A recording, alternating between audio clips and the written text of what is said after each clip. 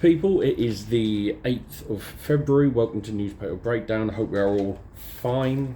There are news stories to get through, as always. For the first time, a road safety advert in France is tackling gendered behaviour behind the wheel, warning that toxic masculinity could be as important a contributing factor to road deaths as speed, alcohol, drugs, and fatigue. In France, 78% of those killed in road accidents in 2022 were men. That is close to the EU average. Of French drivers between 18 and 24 killed on the road in 2022, 88% were men.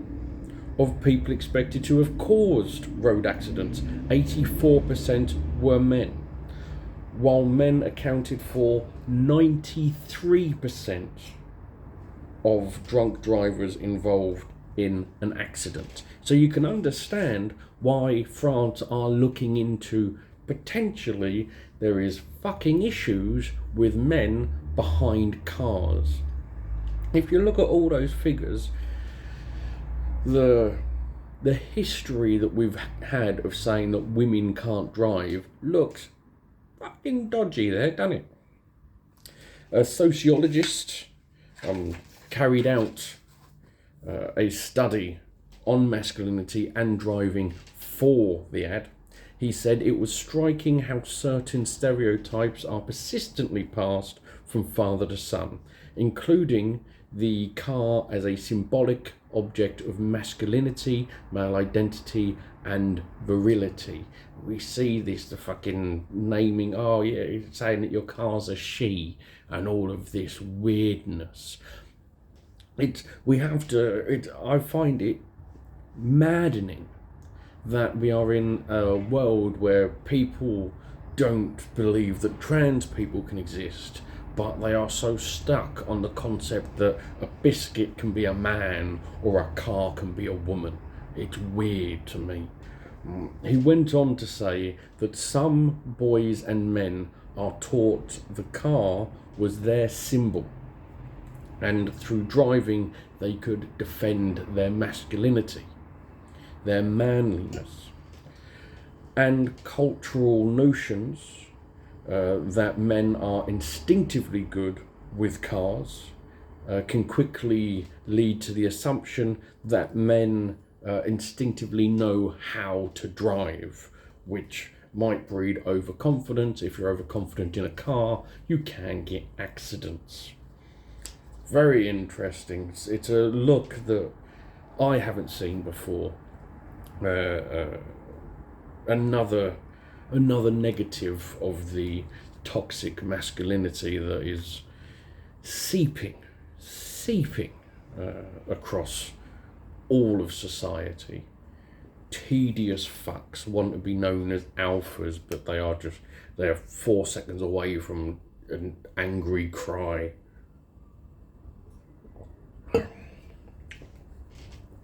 A report by the All-Party Parliamentary Group on Hong Kong, a group of MPs and peers has concluded that HSBC is complicit in human rights abuses against Hong Kong residents by siding with Chinese authorities and denying pension payouts to those who fled the authoritarian crackdown.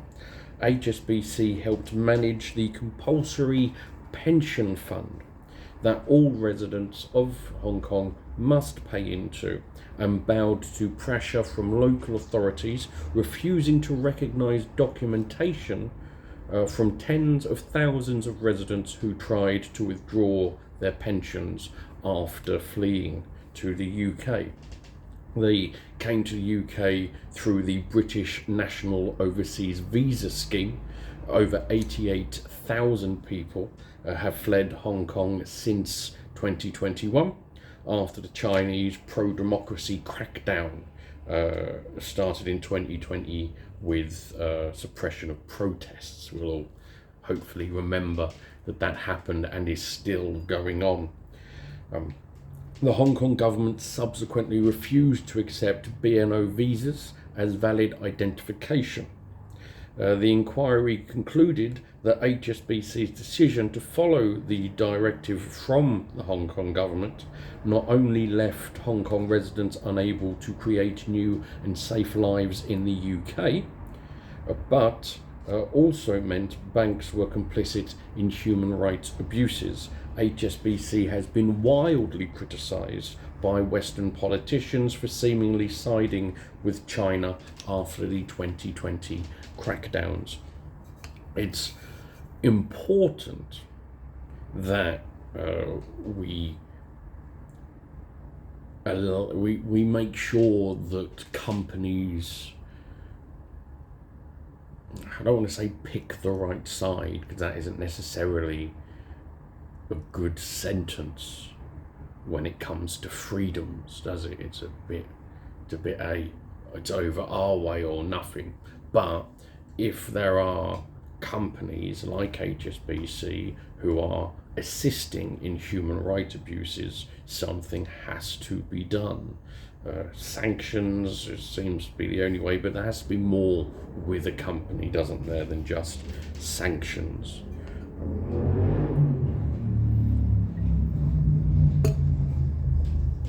Saying that, I just got an HSBC credit card, but that was to attempt to put down credit card debt, because it's a long interest free that I can just put money and not get interest on, but they haven't moved the money over yet, so what are you going to do? It's a little nugget into Ashley's life. Anyway, next story. Despite being one of the Prime Minister's priorities, the Institute of Fiscal Studies has said that waiting lists in the NHS are unlikely to fall in 2023, with the backlog unlikely to significantly be tackled until mid-2024. Although this is quite, I'd say, more of an upbeat story for the NHS, there are signs of improvement. The NHS has struggled to increase the number of people it is treating from the waiting list each month due to the ongoing pressures of COVID-19. The NHS has, though, made real progress in reducing the number of patients waiting a very long time for care. Good. The NHS examined progress against the NHS England plan to tackle waiting lists over the year from its publication. The IFS has praised the NHS's effort and overall strategy, with waits for 2 years for treatment more or less eliminated. Good. Great news. Fantastic. They also said that it is within reach to eliminate waits of 18 months or more by April. Great. However, they warned that less progress had been made in increasing elective care to about 30% above pre-pandemic levels, which is what they want to do by 2024-25. A challenging target, given that this compares with average annual growth of 2.9% in the 5 years prior to the pandemic. This also is undermined by the fact that the NHS treated 5% fewer patients from the waiting list than they did in 2019. The NHS would need an annual growth of about 10.3% over the next 2 years, which is unlikely. So there is good news there, real fundamental good news. You can argue, if you want to be a curmudgeon, that the fact that we got to a point where we had to bring down waiting lists from 2 years is probably a bad thing. We should never have got there in the first place. But that is something that you can only deal in when you're voting next. At the moment, we are there, and so we have to take the wins as they come. The Church of England is considering whether or not to stop referring to God as a he after priests asked to be allowed to use gender neutral terms instead. This will annoy a lot of people, I assume, if they stop calling God a he. For me, as an atheist, it doesn't bother me. I've always enjoyed Voltaire's quote that man made God in his own image. I've always enjoyed that particular thing. But if we're going to, let's say God exists. Let's just say that God exists. God created everything. Everything. Omnipotent. Sees all, knows all, does all. But you think that has a gender? That seems fucking weird to me. That seems... I can't get my head around an all-knowing, all-being that is everything in everyone, everywhere, at all times, knows it all, created it all, is all, but is also 100% a man. Fucking... I mean, people need to grow up, because the arrogance of religious people to speak on behalf of their God is exceptional. That is true arrogance. They did everything, they know everything, they are everything, but this is my opinion on them. Fucking wind it in. Anyway. Research by the Graz University of Technology in Austria has suggested the popular plug-in electric cars from BMW, Peugeot and Renault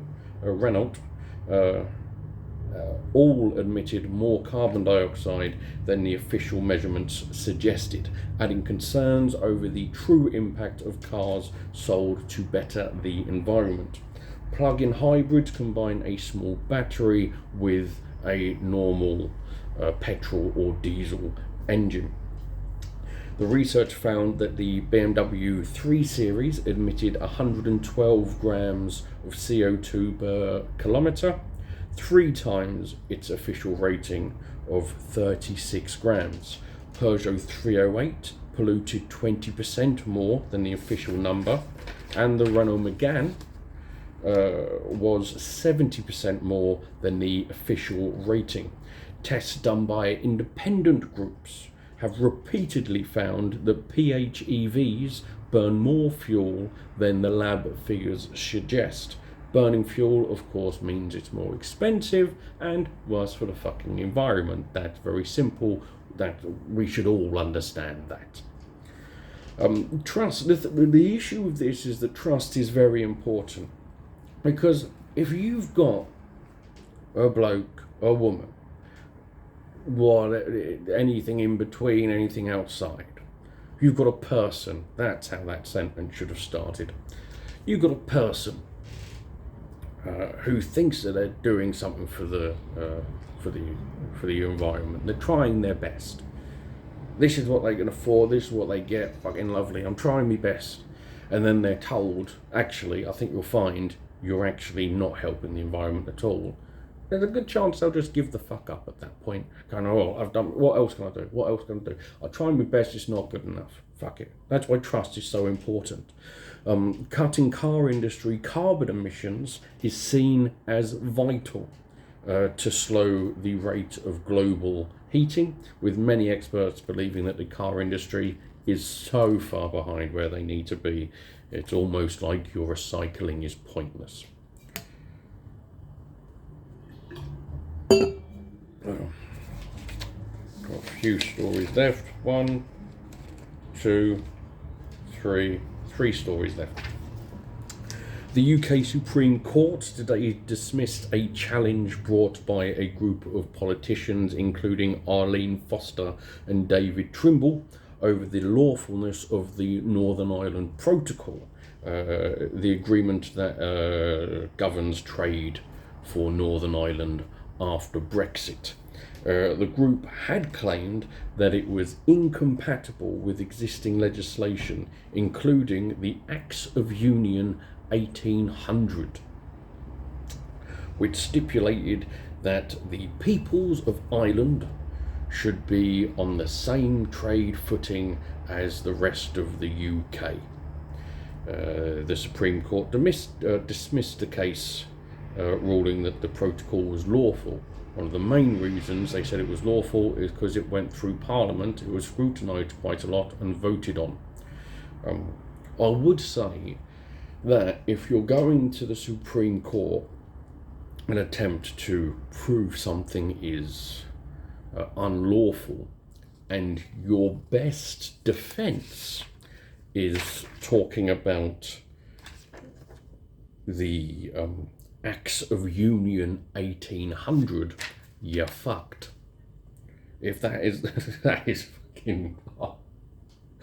The lawyers who were involved with that must have just been there going, well, just can you pay me and just not put me name on it, because I would hate to go to the lawyer pub and have everyone laugh at me over this.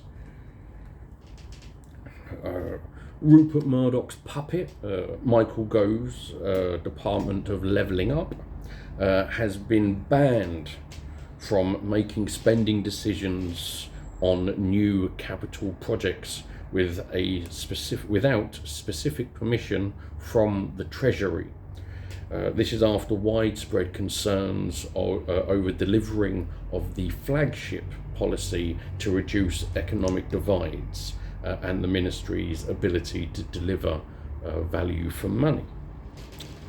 Their agenda includes, this is a levelling up agenda, it includes distributing £8 billion plus pounds for multiple grants, though the system has been criticised by many local governments as too complex on the bidding process, also mass delays.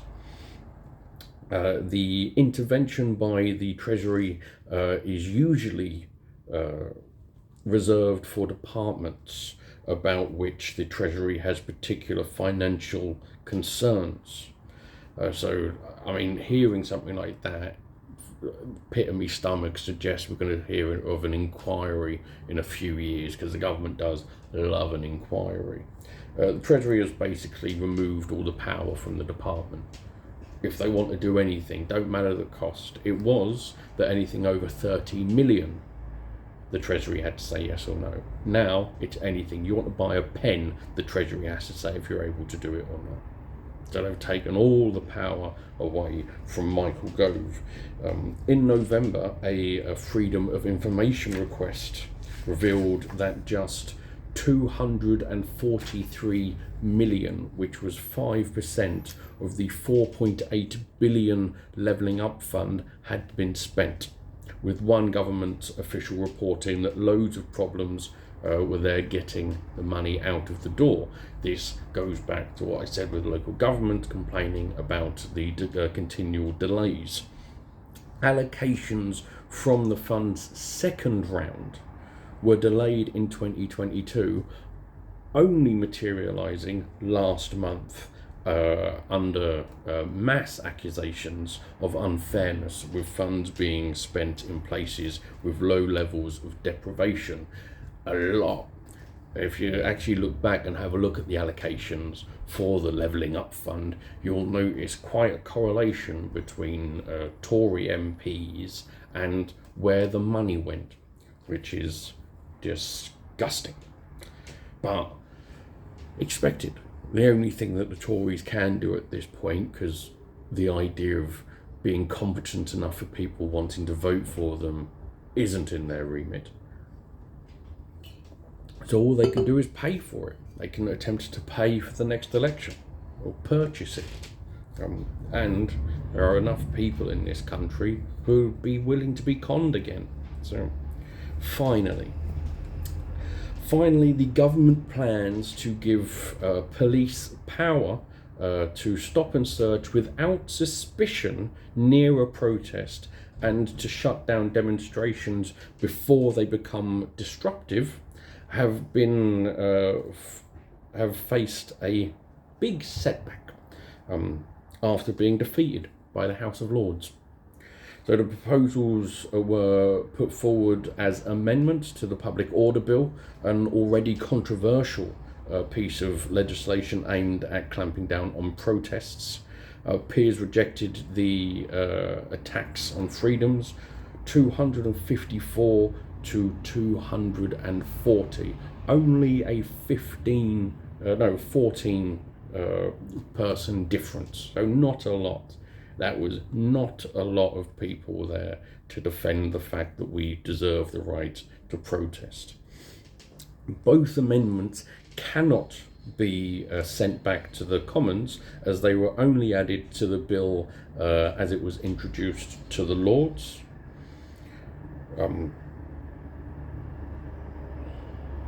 What does that say? Innocence.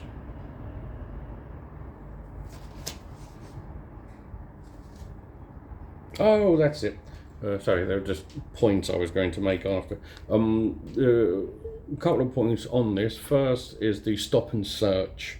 Being able to stop and search without suspicion if you're near a protest.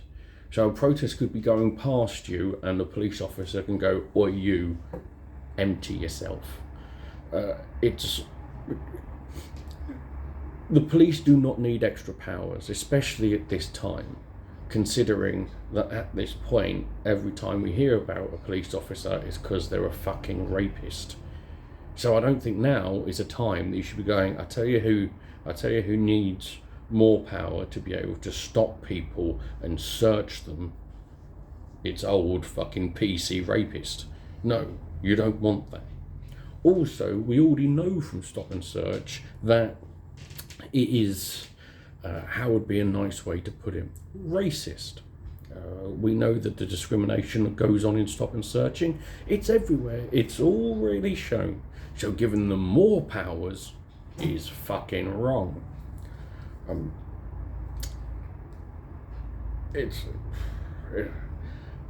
All in all, the government was defeated 6 times on the second day of the reading, including the peers backing safeguards for journalists in the bill. Have a look at everything they're doing. They are removing every attempt at freedoms. The problem is the only people who are fighting against it are the House of Lords, because they're the only ones who can. You can go along and you can say to yourself, well, I notice Keir Starmer isn't fighting this. I notice Keir Starmer isn't fighting this. Then I will tell you to learn to count. Because the problem with the majority is it's a fucking majority. Keir Starmer could walk in, have half his face painted like fucking William Wallace, could go up and down the Commons on a horse and scream about freedom. But unless he gets a good percentage of the Tories on his side, it means nothing. It means absolutely nothing. All it means is that a horse is going to shit in the Commons. So we've got the Lords. I want to get rid of the Lords. Unelected group of old bastards, but they are the only people at the moment, and really since Brexit, who have had the bollocks to stand up to the government. Which is sad, really. Anyway, I hope this has been enjoyable, and I shall speak to you later.